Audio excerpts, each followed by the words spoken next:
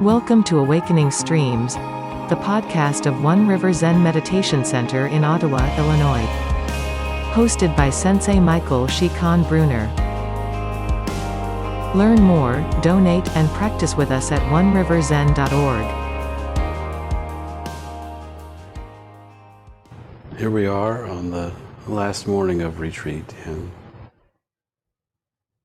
I'm so pleased of all the wonderful practice time we've had together.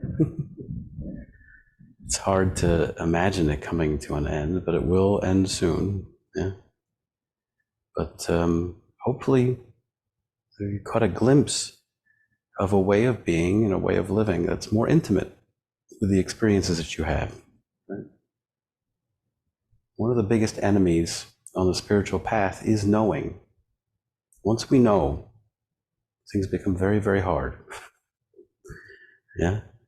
It's about always cultivating a state of beginnerhood, always looking at things as new and novel. Why do we do that? Because everything is new and novel, right?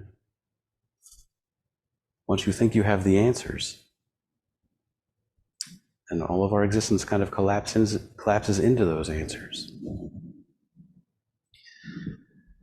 There's a case in the Mumonkan, it's the 40th case. It goes like this. Riki Taifu, while talking with Nansen, said, "Joe Hoshi said, heaven and earth and I are all of the same root. All things and I are of one substance." Isn't that absolutely fantastic? Nansen pointed to a flower in the garden and called Taifu over to him. He said, "People these days see this flower as though they were in a dream." It's the entire case. So Riki Taifu is a high government official who actually studied with Nansen. And he eventually came to appreciate the way. Yeah. And Joe Hoshi, the person that Riki is quoting, was a student of Kumar Jiva. Kumar Jiva was one of the early translators of Sanskrit scriptures into Chinese. And actually, some of the translations that we use to this day, that we translate from into English, are still being circulated were Kumar Jiva's Chinese translations. So they've stood the test of time. So this is the 5th century that he did this work. Yeah.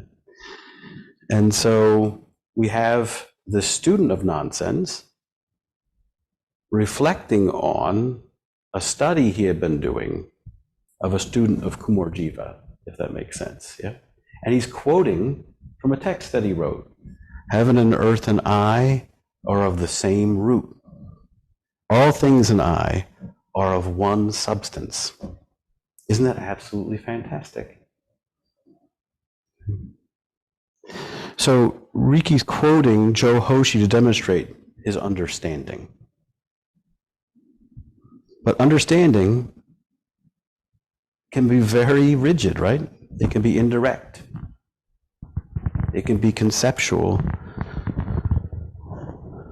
The question comes up, what was the nature of Riku's understanding? Yeah. When he says, isn't that absolutely fantastic? The word rendered fantastic could also alternately be rendered as strange or weird, almost absurd. So Riku had deeply pondered Joe Hoshi's proposition and found it so profound because it went against ordinary logic. Yeah. This is profound. There's no doubt. It's profound.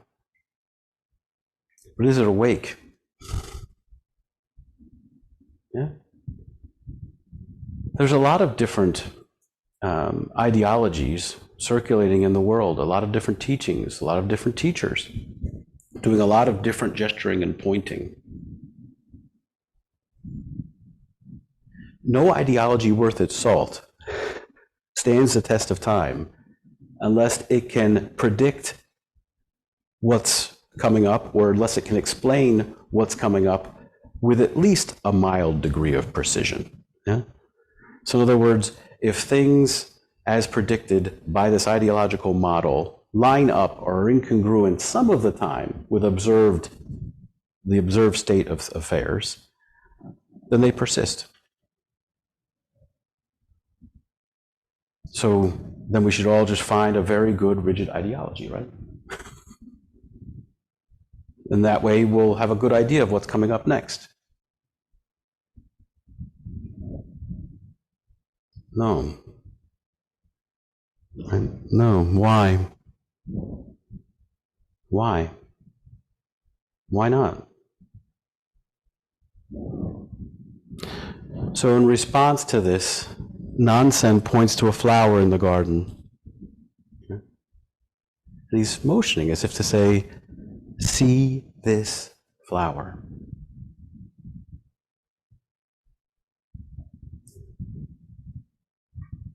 Be present with it.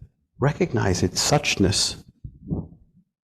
Directly appreciate this nature that's present, this connection that's present. Yeah? The beholder and the beheld drop away if we drop away our labels. Yeah. It's really just a simple matter of looking at things before we judge or apprehend them. It's not easy to do. As we study the precepts, as we study koans, we become more adept at recognizing where we get stuck. Yeah? But don't turn the precepts and the koans into a new set of ideology to get stuck on. That's not the point. What's the point? It's right here. You can feel the beauty and the wonder and the curiosity that's present in this room. The ardor and the practice and the courage and the bravery that brought you all here. Yeah? And the love that we cultivate for one another as we walk down this path. It's all here. There's nothing else that's needed. Yeah? But if you get lost in the words, if you get lost in the ideas and the concepts, then you understand where Nansen is pointing when he says, people see this flower nowadays as if they were in a dream. Yeah?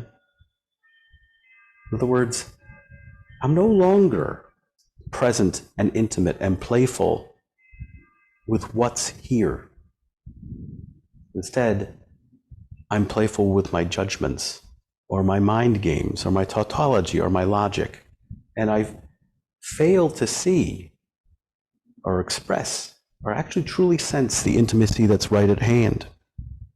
Right? If cognition is done vacantly, without actually showing up, then we're in a dream.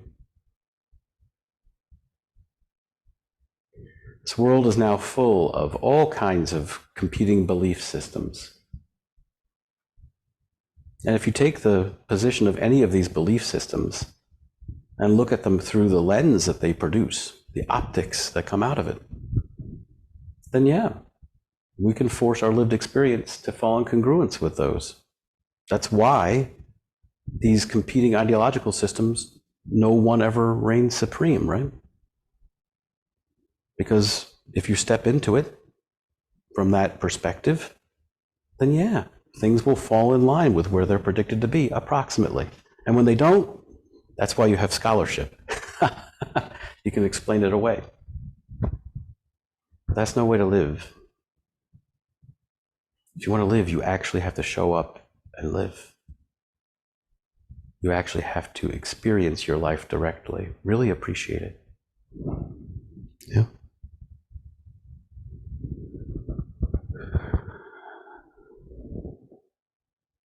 There's a pointer that begins this case that I think is pretty well written and profound. When the action of the mind is stopped and swept away, the iron tree will bloom. Can you demonstrate it? Even a crafty fellow will become a cropper here.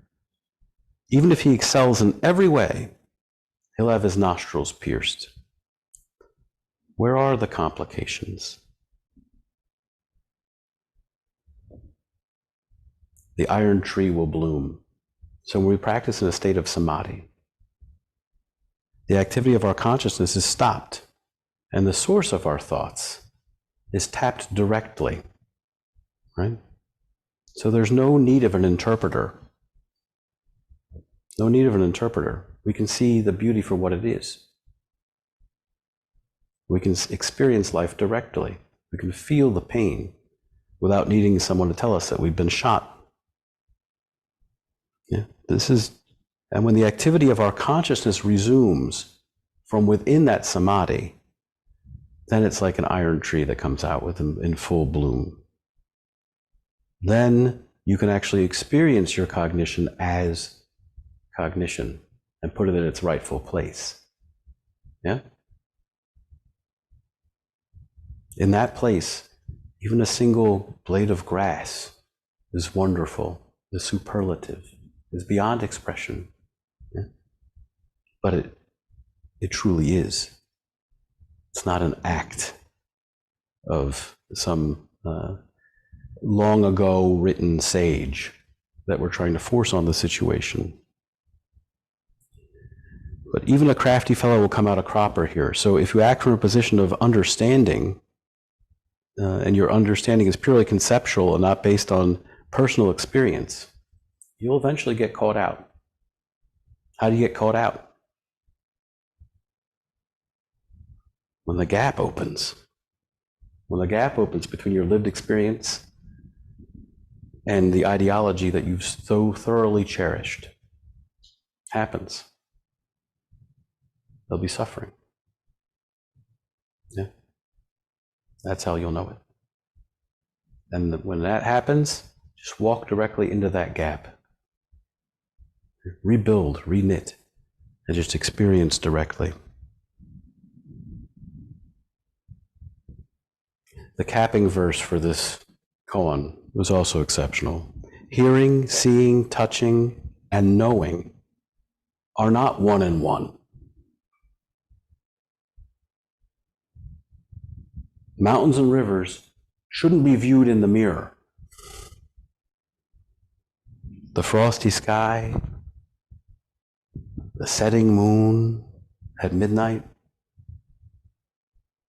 With whom will the serene waters of the lake reflect the shadows in the cold?